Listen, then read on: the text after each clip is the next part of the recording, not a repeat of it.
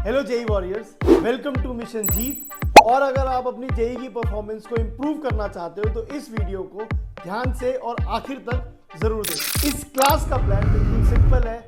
हम लोग इस क्लास में इस चैप्टर के सारे शॉर्ट नोट्स बनाने वाले हैं with all the important formulas and all the important tricks and all the important problems जो हमें एग्जाम के टाइम याद रखने की जरूरत है।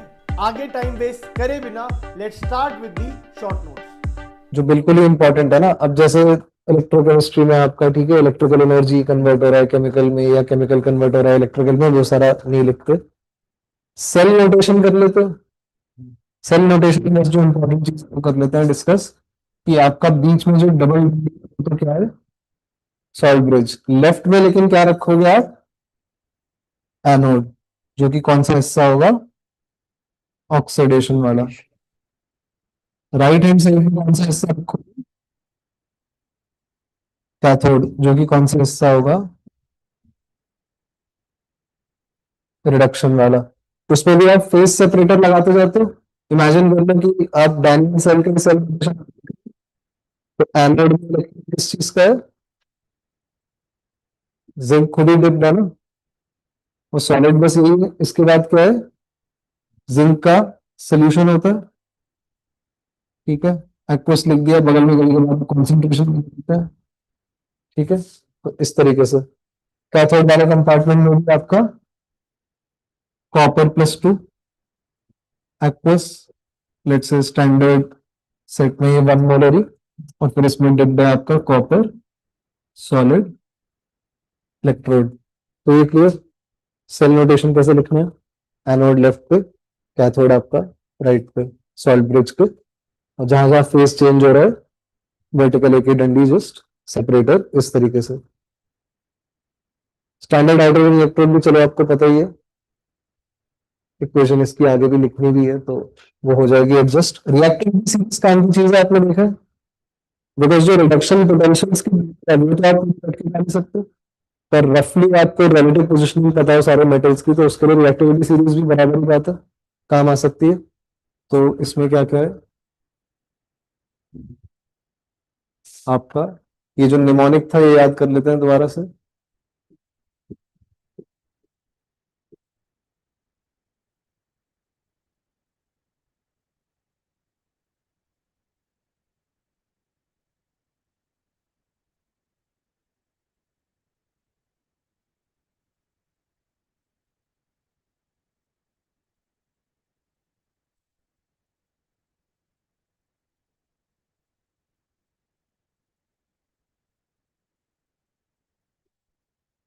और लास्ट में क्या जोड़ना होता है, प्लैटिनम।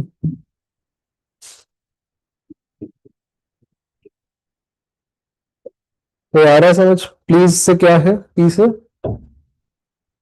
स्टॉप से क्या है, सोडियम, कैल्शियम, मैग्नीशियम, बीच में कार्बन पड़ा होता है, जिंक, आयरन, ये ट्राई से टिन, लर्निंग से ये लेड, ये हाइड्रोजन आ जाता है बीच में,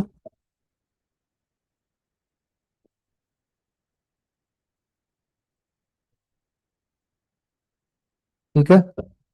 फिर इसके और फर्दर नीचे कॉपर, मर्क्यूरी, फिर सेव से सिल्वर, गोल्ड, प्लैटिनम। तो ये रफ आपका रिडक्शन पोटेंशियल्स का आइडिया आपको वहीं से लग जाएगा, ठीक है। लिख लिया।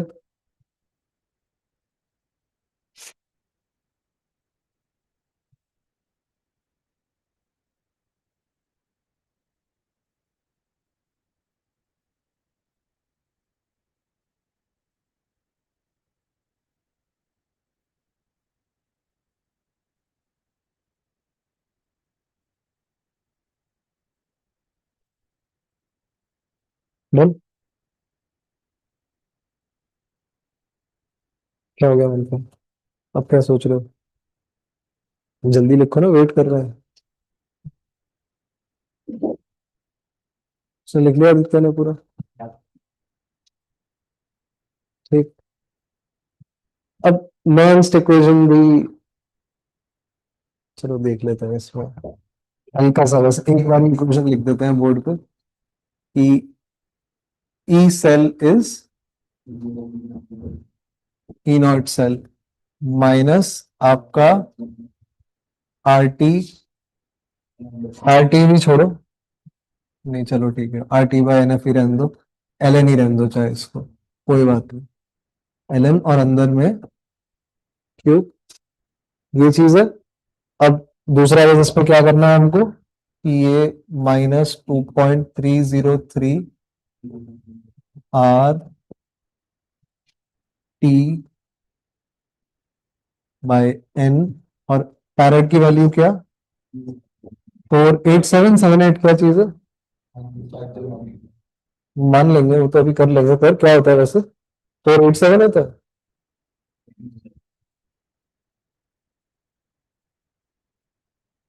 ठीक है, ऐसे ऐसे करके लॉग क्यूब, ठीक है, ये चीज। तो इस पोर्शन पे हम कैसे लिख लेते हैं,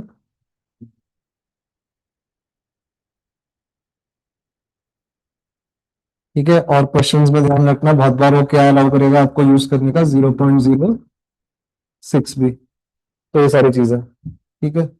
तो एंड इस सब में भी आपका एफ है क्या,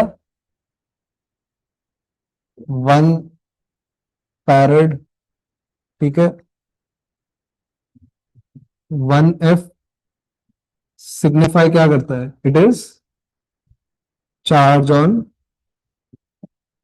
1 मोल ऑफ इलेक्ट्रॉन्स, ठीक है, ये चीज है 1.6 10⁻⁻19 कूलम्स मल्टीप्लाइड बाय आपका एवोगैड्रो नंबर 6.023 10⁻23, ये प्राणी है, क्या कह रहे हो, क्या ले लोगे आप एग्जाम में इसको, ये, ठीक है।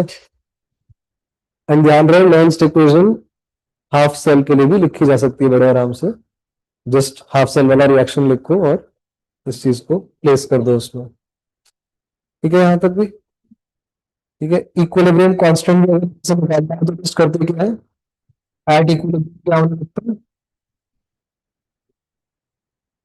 सेल डेड हो जाता है, E cell is equal to 0, ठीक है, हमने देखा था डेल्टा जी वहां पे हम 0 कर रहे थे ना, एंड आपका क्यू की जगह लिख ले रहे हैं के, तो हमने देखा था काम की जो इक्वेशन लाइन से लिखते थे उसको एक बार दोबारा अगर लिखें तो क्या, delta G not is equal to minus N F E not cell is equal to minus R T L N K. इसमें से क्वेश्चंस में कोई भी दो इक्वेशन यूज हो रही होती है at a given point of time, ये चीज। दूसरा ध्यान रखना है कई सारे क्वेश्चन आते थे ना जिसमें आप इक्वेशन अगर ऐड कर रहे हो,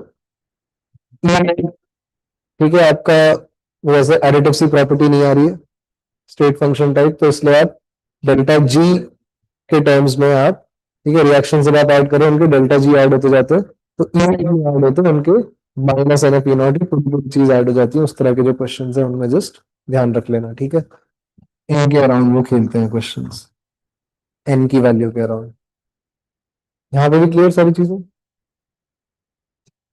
अच्छा, ये जो कंडक्टेंस ऑफ इलेक्ट्रोलाइटिक सॉल्यूशंस वाला पोर्शन है, इसमें जो काम की इक्वेशन क्या क्या है, स्टार्ट अगर करते हैं तो simply R is equal to rho L by A से, इसमें तो हर टर्म का मीनिंग क्लियर है, resistivity, units, ohm, ohm inverse, वो सारी चीजें क्लियर है।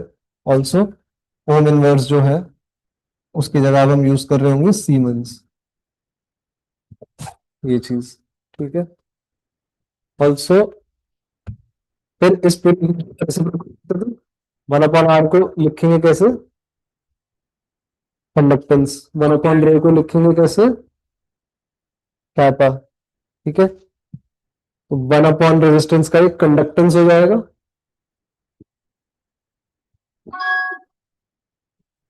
वन अपॉन रेजिस्टिविटी का ये कंडक्टिविटी हो जाएगा, ठीक है, बाकी ए बाय एल हो जाएगा, ठीक है, और जी स्टार ध्यान रहे ये वाली चीज नहीं है, यही वाली चीज थी, ठीक है। सेल कांस्टेंट जो आपका है, तो दो चीजें भी क्लियर। अब एक काम की इक्वेशन और क्या थी, एनसीईआरटी में किस तरह से दे रखी है, जी स्टार इक्वल टू आर पापा के टर्म्स में ऐसे दे रखी है।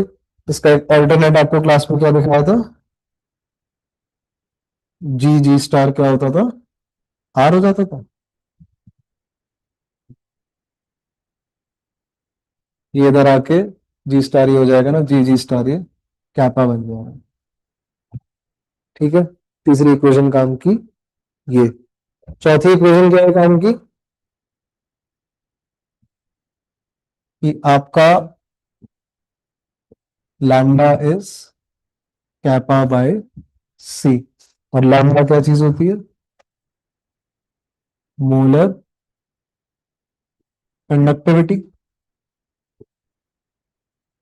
जिसका आगे जाके देखेंगे हम वो सारा होता है, फिर लैम्डा नॉट भी लिखना पड़ता है limiting case of molar conductivity, जब आपका कॉन्सेंट्रेशन इज अप्रोचिंग जीरो। क्या चीज कह रहे हैं हम, ये लैम्डा एम नॉट क्या होता है आपका, लिमिट होता है ये लैम्डा का, when concentration is tending to zero होता है, limiting case of molar conductivity है। पांचवी इक्वेशन कौन सी है बताओ, ठीक है, डिग्री ऑफ डिसोसिएशन वाली, लैम्डा बाय लैम्डा नॉट, ठीक है। ये इक्वेशन काम आती है काफी, ये वाली मेमोरी से बाहर स्लिप हो जाती है, इसका ध्यान रखना, ठीक है। ये सारी इक्वेशंस मिक्स एंड मैच करके ही आपके सारे क्वेश्चन इस वाले सेक्शन वाले सॉल्व होते हैं। ये यूनिट करेक्शन के लिए रहता है बस वो सारा, क्योंकि ऐसा यूनिट में मीटर क्यूब होता है वॉल्यूम, लेकिन क्वेश्चंस में जो कंसंट्रेशन है उसमें मोल पर लीटर हो रखा होता है। तो वैसे यूनिट कन्वर्जन अगर आप बस ध्यान रख लो हर जगह कि आपका 1 मीटर क्यूब इज 1000 लीटर, तो समझ आ जाएगा वो 1000 कब कहाँ डालना है, न्यूमरेटर में डालना है डिनोमिनेटर में डालना है, खुद से कर सकते हैं उसको, ठीक है। ये चीज है। फिर वेरिएशन ऑफ कंडक्टिविटी और मोल कंडक्टिविटी कॉन्सेंट्रेशन वाला जो सेक्शन है, ये याद करो, उसको भी कई बार क्लास में लिखा था इस तरह से कि जैसे जैसे आपका कॉन्सेंट्रेशन अगर कम होता है कभी, तो आपका अल्फा बढ़ता है ड्यू टू ऑस्ट्रोल्स डाइल्यूशन लॉ। अभी जो थोड़ी देर पहले हमने लिखा था कि अल्फा इज इक्वल टू, ये जो इक्वेशंस करी थी ना, K A equal to C alpha square, alpha equal to under root K A by सी। तो इसमें हम देखते हैं कि जैसे जैसे डाइल्यूशन होता है अल्फा बढ़ता है, इसको बुलाते हैं हम ऑस्ट्रोल्स डाइल्यूशन लॉ, ठीक है। लेकिन क्या है कि ये चार, तो इसलिए यहाँ पे एरो कैसे लगा रहे हैं हम, ये ज्यादा कम हो रहा है, वो कम बढ़ रहा है रिलेटिवली। सोल्यूशन के अंदर इलेक्ट्रिसिटी कंडक्ट करने के लिए रिस्पॉन्सिबल कौन है, आयंस। आयंस की कॉन्सेंट्रेशन क्या होती है, सी अल्फा। तो ये ज्यादा कम हो रहा है और वो कम बढ़ रहा है ना, तो ओवरऑल तो सी अल्फा आपका कम होगा। आयंस कम होंगे तो कंडक्टेंस कंडक्टिविटी दोनों ही चीजें कम होंगी, ठीक है। लेकिन मोलर kappa बाय सी, अगेन ये चीज जाती है कि कम कम होता है, ये ज्यादा कम होता है, इसलिए नेट आपका ये। तो ऐसे करके ये जो नीले में जो सारा पोर्शन मैंने लिख रखा है, इसको एज इट इज बिल्कुल स्टोर कर लो ब्रेन में, तो ठीक है, बेटर ही है। ये तो कंफ्यूजन हो जाता है सेक्शन, ठीक है। नीले वाला पोर्शन पूरा रट्टा मार के रखना है कि ऑन डाइल्यूशन किन किन चीजों पे क्या इम्पैक्ट आ रहा है। ऑन डाइल्यूशन यानी कि ये चीज आपका कंडक्टिविटी तो कम हो रहा है,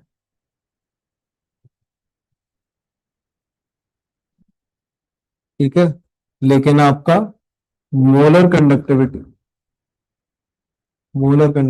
ये बढ़ रहा है। ठीक है, अलग अलग चल रही है दोनों चीजें, ध्यान रखना है उनका। क्लियर यहां तक भी सब कुछ? बाकी फिर ग्राफ इंपॉर्टेंट। ग्राफ कैसा होता है?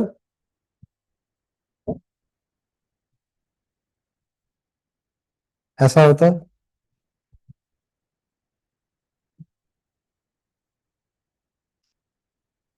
कैसा? स्ट्रॉन्ग इलेक्ट्रोलाइट के लिए स्ट्रेट लाइन, वो भी यहाँ पे छोड़ ही रखा होता है लास्ट में। कंसंट्रेशन जीरो हो जाएगी तो बिल्कुल ही कुछ होगा ही नहीं कंडक्ट। वीक इलेक्ट्रोलाइट के लिए लेकिन ऐसे जा रहा होता है। ठीक है, प्लॉट क्या हो रहा है यहाँ पे, एक्सिस पे क्या प्लॉट होता है? कॉन्सेंट्रेशन का अंडर होता है, प्लीज ध्यान रखना, ये चीज गड़बड़ होने का चांस है। और यहाँ पे प्लॉट हो रहा है लैम्डा, जस्ट लैम्डा एम कह लो। ठीक है, तो ये है स्ट्रॉन्ग इलेक्ट्रोलाइट, एग्जाम्पल KCl। और जो कर्व है वो है weak electrolyte, example acetic acid मान लो। ठीक है, स्ट्रॉन्ग इलेक्ट्रोलाइट के लिए जो स्ट्रेट लाइन है उसकी इक्वेशन रखी होती है, आती नहीं है उस पर क्वेश्चन में से यूजुअली, पर क्या पता, तो ऐसे लिख लो। लैम्डा एम नॉट तो ये वाली वाई इंटरसेप्ट। ठीक है, y equal to m x plus c. अब स्लोप तो नहीं, ऐसे करके लिखा होता है स्लोप, और एक्स तो है क्या, सी की पावर हाफ, ऐसे करके दे रखा होता है। वाई सी, ये वाला पोर्शन एम है, ये एक्स है।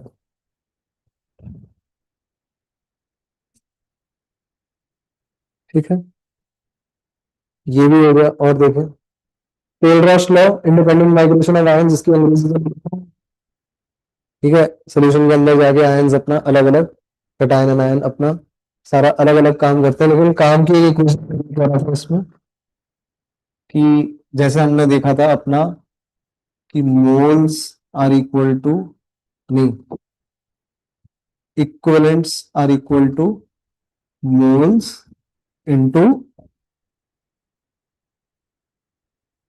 N factor. फिर दोनों तरफ अगर वॉल्यूम से डिवाइड कर दो तो क्या बन रहा है? Normality is equal to molarity into N factor, ये चीज भी आ रहा है। लेकिन हम देखते हैं इक्विवेलेंट वेट में सब कुछ उल्टा हो जाता है। Equivalent weight is equal to molecular mass divided by N factor. ठीक है, और जैसे यहां ध्यान रखना होता है, वैसे ये कहाँ ध्यान रखना होता है,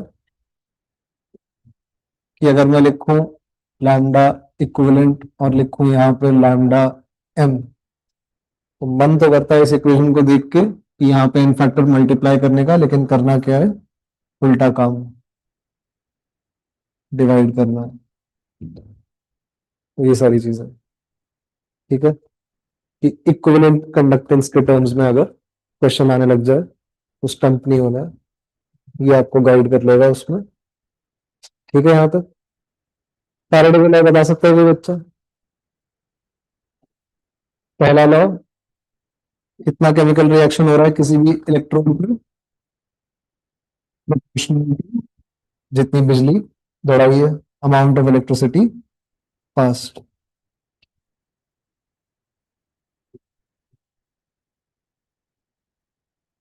देखे थे हमने, लेकिन बेकार से होता है, सारे क्वेश्चन सॉल्व कर रहे थे क्लास में जब करा था, लेकिन अब प्री बोर्ड में, बोर्ड में तो लिखने पड़ेंगे, उसके लिए लिख लो। ठीक है, extent of chemical reaction is proportional to amount of electricity pass. दूसरा क्या होता है फैराडेज लॉ, कि कोई सब्सटेंस कितना लिमिट में है at any electrode is proportional to its आपका इक्विवेलेंट वेट। ठीक है, इक्विवेलेंट वेट जो ये वाली चीज है। तो लैंग्वेज इसकी कैसी सी थी, कि on passing same amount of current या फिर इलेक्ट्रिसिटी कह लो. I'm passing same amount of electricity,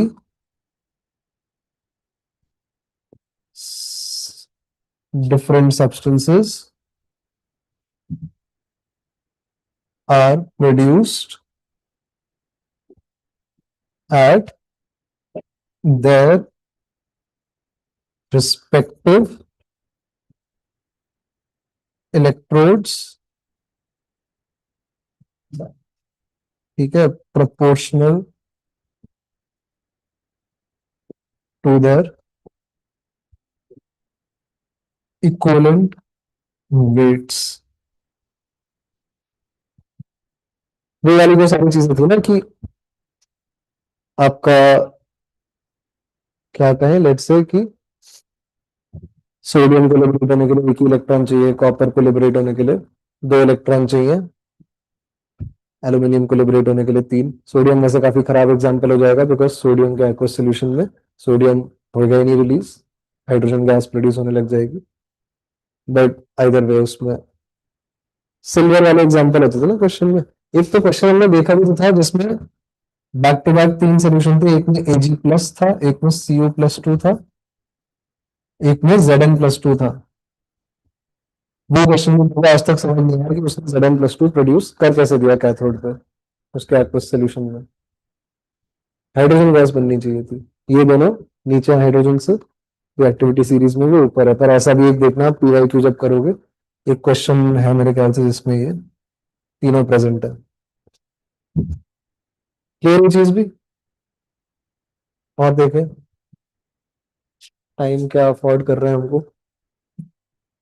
चलो हो जाएगा फुल स्पीड से अगर इसमें लिखें. प्रोडक्ट्स ऑफ इलेक्ट्रोलिसिस वाले पोर्शन में ये जो एनसीईआरटी का जो बैक चैप्टर एक्सरसाइज का जो आखिरी क्वेश्चन है, ये आपको अगर करना आता है तो सफिशिएंट प्रूफ है कि ये कॉन्सेप्ट आपको आ गया है. तो जिस ध्यान क्या क्या रखना होता था, लेट्स से जो पहला वाला है, अब एक्वस सॉल्यूशन ले रहे हो मुझे तो कैथोड एनोड. ठीक है, कैथोड में किसका कॉम्पिटिशन रह सकता है, रिड्यूस कौन कौन हो सकता है, सोल्यूशन से Ag+ या फिर वाटर में से H+, लेकिन कौन रिड्यूस होगा, ये इसका रिडक्शन पोटेंशियल ज्यादा है. ठीक है, कॉपर डिपॉजिट हो रहा होगा. एनोड पे क्या है कि आपका सिल्वर का ही इलेक्ट्रोड है ना, तो या तो सिल्वर ऑक्सीडाइज हो सकता है और या तो पानी में से ऑक्सीजन गैस. ठीक है, लेकिन अगेन आपका फिजिबल कौन सा बन के निकल रहा होता है, बताओ. इस तरीके से होता है ना कि एनोड पे है ऑक्सीडेशन, मतलब रिडक्शन नहीं होना है, मतलब जिसका रिडक्शन पोटेंशियल कम है वो होगा. और इन दोनों के आपको रिडक्शन पोटेंशियल E0 आपका O2 गोइंग टू H2O ये रहता है अराउंड 1.23. सिल्वर का क्या रहता है, E0 Ag+ going to Ag 0.8 रहता है मेरे ख्याल से. किसका कम है रिडक्शन पोटेंशियल, सिल्वर का. कौन सा रिएक्शन हो रहा होता है, ये वाला हो रहा होता है, ये वाला नहीं हो रहा होता. तो ये करना है सारे पार्ट्स में, समझ आ रहा है. ये जैसे क्वेश्चन था, सेकेंड पार्ट में डिफरेंस क्या था कि सिल्वर का इलेक्ट्रॉन हटा दिया था. तो यहाँ पे तो अभी भी था Ag+ is going to Ag deposit हो रहा है, लेकिन एनोड पे ऑप्शन सिल्वर रहा तो अब क्या हो रहा है, वाटर में से ऑक्सीजन गैस प्रोड्यूस हो रही है. ठीक है, थर्ड पार्ट में अगर आप डाइल्यूट सोल्यूशन H2SO4 का अगर आप करते हो तो क्या रहता है कि H2SO4 का कोई रूल नहीं रहता. तो कैथोड पे क्या होता है, पानी से हाइड्रोजन गैस ये रिडक्शन, और एनोड पे पानी से ऑक्सीजन गैस ये ऑक्सीडेशन. ठीक है, इसी में एक स्टार लगा के लिख लो कि जब आपका कॉन्सेंट्रेटेड H2SO4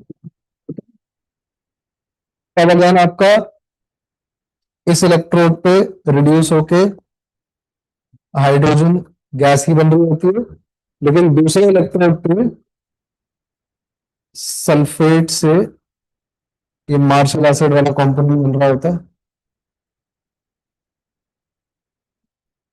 पेरोक्सो डाइसल्फेट। ठीक है, कुछ ऑक्सीजन है जो -2 से -1 में चले जाते हैं पेरोक्साइड लिंकेज में, वो ऑक्सीडाइज हो रहे होते हैं। इसी बीमारी यहाँ 2 लगाना होता है और यहाँ पे +2 इलेक्ट्रॉन करना होता है। यहाँ पे एज ऑफ नाउ क्या सिचुएशन, सारे के सारे ऑक्सीजन -2 में है, लेकिन अब यहाँ पे क्या हो गया, 6 ऑक्सीजन के -2 में है, लेकिन 2 ऑक्सीजन चले गए हैं -1 में, उन्हीं छोड़े हैं ये 2 इलेक्ट्रॉन। तो ये वाली चीज याद रखना। ठीक, लास्ट पार्ट जो था क्वेश्चन का CuCl2 वाला, उसमें क्या पंगा है, कैथोड पे अब कॉपर +2 डिपॉजिट करवा दो। ठीक है, अगर इन दोनों के बीच में कॉम्पिटिशन चले तो इसका रिडक्शन पोटेंशियल कितना है, +0.34। इसका रिडक्शन पोटेंशियल कितना है, 0 वोल्ट। कौन रिड्यूस होगा, जिसका रिडक्शन पोटेंशियल ज्यादा है। तो कॉपर डिपॉजिट हो रहा है कैथोड पे, लेकिन एनोड वाला पोर्शन पे अगर देखोगे तो इंग्लिश में ऑप्शन Cl- जा सकता था Cl2 में, वाटर से निकल सकता था ऑक्सीजन गैस। रिडक्शन पोटेंशियल भी अगर देखो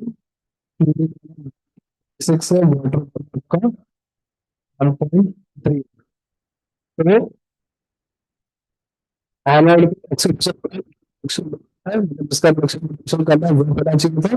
पहले से तो ये रिडक्शन चाहिए था, पर क्या कॉम्प्लिकेशन आ जाता है, ऑफ वाटर। इसलिए कौन सी प्रोड्यूस हो रही होती है गैस, जैसे आपका क्लोरल्कली प्रोसेस में भी जो ब्राइन का भी जब इलेक्ट्रोलिसिस करते हो तो क्लोरीन गैस बन रही थी। तो ये चीजें आ रही है समझ, हो पा रहा है, लिख लिया फटाफट से, बैटरी इसको रिएक्शन लिखवा दो, कर लो ये।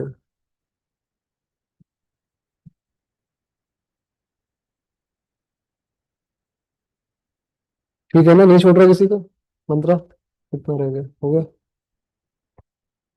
भाई क्या क्या बैटरी होती है,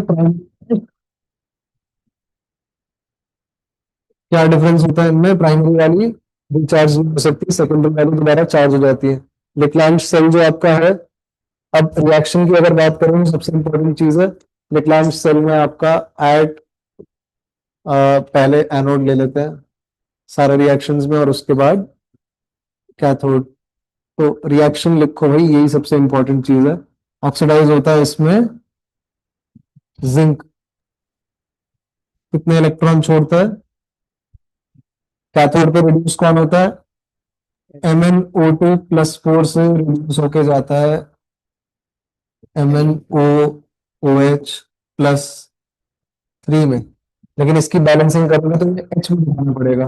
तो वो जो इलेक्ट्रोलाइट का जो टेस्ट होता है NH4Cl का, यहाँ से हाइड्रोजन इसमें घुस जाता है और वो अमोनिया गैस सेपरेट। ठीक है, ऑल्सो इसको एक इलेक्ट्रॉन नीचे खाना पड़ेगा। ये बैलेंस करने के लिए नीचे वाली इक्वेशन आपको 2 से मल्टीप्लाई करनी पड़ेगी, तब जाके आपके इलेक्ट्रॉन्स कैंसिल होंगे।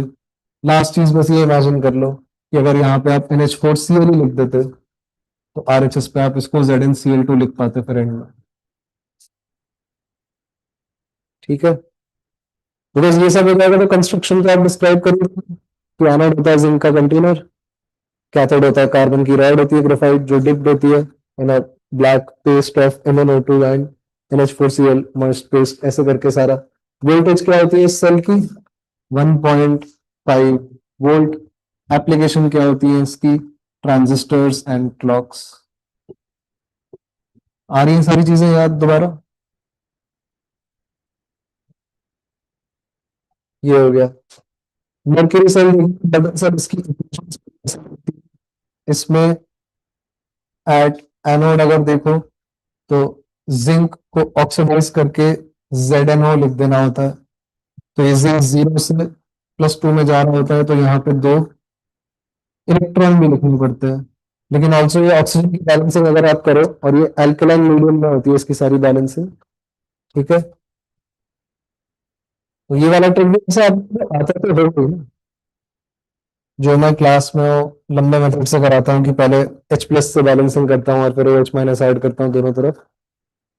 पर और क्या होता है कि जिस तरफ ऑक्सीजन ज्यादा है उसी तरफ उतना H2 ऐड कर देते हैं, और दूसरी तरफ उससे डबल उससे OH माइनस ऐड कर देते हैं। 11th में तो ऐसे पढ़ा होगा शायद, या वहां भी पहले H प्लस ही ऐड कर देते थे दोनों तरफ और फिर एंड में OH माइनस ऐड करते थे, वैसे करते थे। कोई नहीं, ये हो गया एक भाई। Hg सो के बनेगा Hg, ये 0 है, ये +2 है, इसको 2 इलेक्ट्रॉन भी खिलाने पड़ेंगे। ऑल्सो बैलेंसिंग देखोगे, यहाँ ऑक्सीजन है तो इधर ही H2O होगा और इधर 2 OH माइनस। बाकी दोनों इक्वेशन जब आप ऐड करोगे दिख रहा है कि ये सारा OH माइनस H2O इलेक्ट्रॉन सब उड़ जाएंगे, बस एंड में बचेगा Zn plus HgO gives ZnO plus Hg। बहुत ही सिंपल सी इक्वेशन बनेगी। क्लियर है? कंस्ट्रक्शन वगैरह मतलब क्या ही इतना कोई इसमें कुछ पूछेगा? मेन तो ये वोल्टेज क्या है, 1.35 वोल्ट। और एप्लीकेशन क्या है, हियरिंग एड्स और वॉचेस ही है दूसरा एग्जाम है, इधर क्लॉक्स और इधर वॉचेस। ठीक है, क्लियर यहाँ तक भी सब कुछ? लेड स्टोरेज बैटरी अगर आप रिएक्शन लिखते हैं जो काम की चीज है भाई, एनोड पे ऑक्सीडेशन होना होता है, लेड ने जाना होता है लेड +2 में, लेकिन उसको लिखते कैसे हैं, PbSO4। सॉल्ट एनालिसिस में हमने देखा है ये तो वाइट प्रेसिपिटेट होता है, शायद इस वजह से Pb+2 नहीं लिख रहे, PbSO4 ही लिख दे रहे हैं यहाँ पे, स्पेक्टेटर आयन की तरह उसको काट नहीं सकते। तो वो सल्फेट भी काम करता है, यहाँ से सल्फेट भी आता है, ये Pb+2 में, तो यहाँ पे 2 इलेक्ट्रॉन भी रहता है। ये हो गई इक्वेशन। कैथोड पे अगर हम वहां पे स्टार्ट करते हैं Pb से +4 में, इस पे 2 इलेक्ट्रॉन खिलाता है तो ये रिड्यूस होके ये भी सल्फर, तो यहाँ भी सल्फर। ऑल्सो एसिडिक बैलेंसिंग है, ठीक है, यहाँ चार्ज चार्ज और वहां पे कोई चार्ज नहीं है, तो इसी तरफ 4 H प्लस भी ऐड करने पड़ेंगे। अब ये इक्वेशन भी ठीक है, तो दोनों इक्वेशन अगर आप ऐड करोगे तो ये इलेक्ट्रॉन भी कैंसिल हो जाएंगे, और इस वाली इक्वेशन को क्यूब करके कैसे लिख देते हैं, H2SO4। ठीक है, Pb plus PbO2 plus 2H2SO4, कितना ले रखा होता है ये, 38% by mass, mass by volume ratio होता है शायद ये। ठीक है, और इसमें हमने देखा था क्या, 2 PbSO4। कंस्ट्रक्शन वगैरह की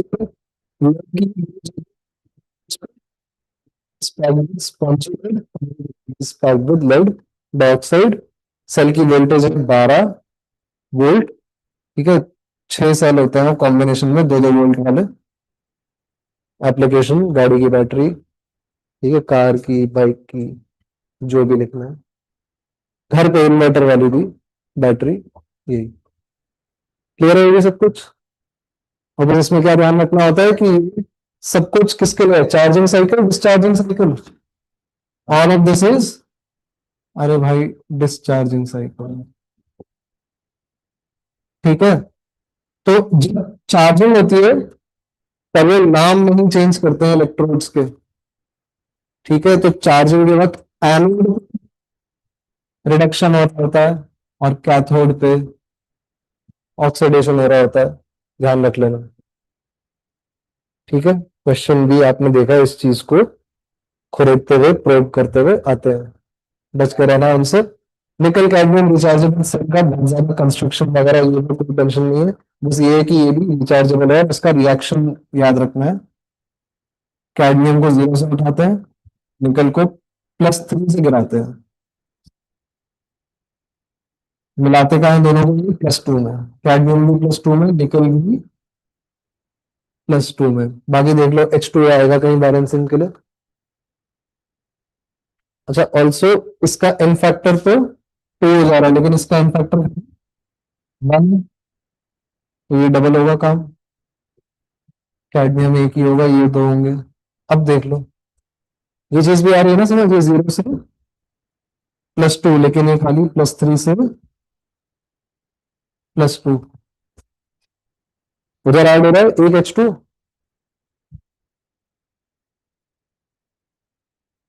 ठीक है, वो जेली टाइप पर्दे से बना रखे होते हैं ऑल्टरनेट करके, निकल के कैडमियम के, उस तरह से वो एक डायग्राम बना हुआ है। क्लियर है भी? फ्यूल सेल में क्या चीज कि थर्मल की एफिशिएंसी लगती थी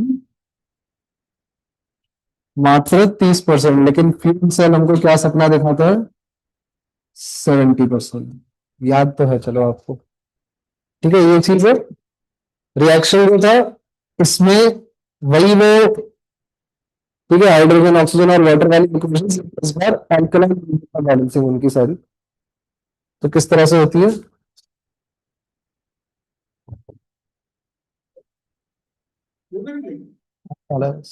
आखिरी का थोड़ा सा, नहीं आखिरी का थोड़ा सा। ठीक है, एनोड कैथोड। अच्छा, फ्यूल सेल तो गैल्वेनिक सेल है ना। ठीक है, तो एनोड पे ऑक्सीडेशन जो हो रहा है, हाइड्रोजन गैस जा रही है H2O में, और कैथोड पे ऑक्सीजन गैस भी जा रही है H2O में। ठीक है, इस इक्वेशन में भी चार चार इलेक्ट्रॉन की बैलेंसिंग करनी है। तो यहाँ पे +4 इलेक्ट्रॉन, यहाँ पे +4 इलेक्ट्रॉन, 4 इलेक्ट्रॉन छूटने चाहिए। कितना हाइड्रोजन? हाइड्रोजन एटम टोटल 4, तो ऐसे 2H2 हो गया। एंड और क्या है बैलेंसिंग में? OH- ऐड होगा ना इस तरफ। ये 4 हाइड्रोजन जब 4H+ बन जाएंगे, तो 4 OH- के साथ कंबाइन होकर 4 वाटर मॉलिक्यूल दे देंगे। इस तरह से आ रहा है समझ? ऐसे ये नीचे में देखो, 4 इलेक्ट्रॉन ऑक्सीजन एटम चाहिए 2। ठीक है, और इसमें एक और रिएक्शन होगा इस टिश्यू की, H2O भी लेफ्ट हैंड साइड में होगा और राइट हैंड साइड पे खाली OH- बन रहा होगा। तो कैसे बैलेंसिंग करें इसकी भी?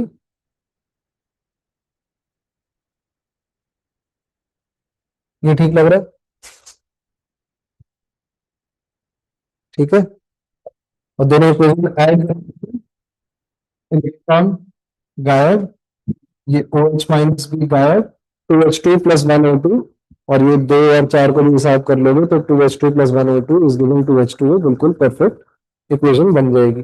आ रही है चीजें समझ? फ्यूल सेल की इक्वेशन कैसे लिखते हैं? ठीक है, तो ये NaOH में होता है। ठीक है, इलेक्ट्रोलाइट, और कैटलिस्ट प्रमोटर क्या होता है? वो इलेक्ट्रोड्स पे प्लेटिनम होता है। ठीक है, इन चीजों का ध्यान रखना। करोगे कॉम्प्लेक्स एडिशन ऑफ सिल्वर और वर्डिग्रेस और ये वाली सारी चीजें आती है। रस्ट फॉर्मेशन की इक्वेशंस देख लेते हैं कैसे करनी है। सबसे पहले तो सेल की तरफ फंक्शन काम कर रहा है ना, वो क्या है? एनोड, कैथोड, और एसिडिक के साथ बैलेंसिंग होगी, इसलिए लिखा है कि CO2 वगैरह गैस अगर डिजोल्व हो जाए पानी में तो बेनिफिशियल है। ठीक है, एसिडिक मीडियम में बैलेंसिंग करके ऑक्सीडाइज हो रहा है सिंपली Fe+2 में, तो ये छोड़ देगा 2 इलेक्ट्रॉन। रिड्यूस कौन हो रहा है आपका? Oxygen gas. ठीक है, उसको OH में यूज तो कर सकते हैं, एसिडिक मीडियम में क्या बना सकते हैं?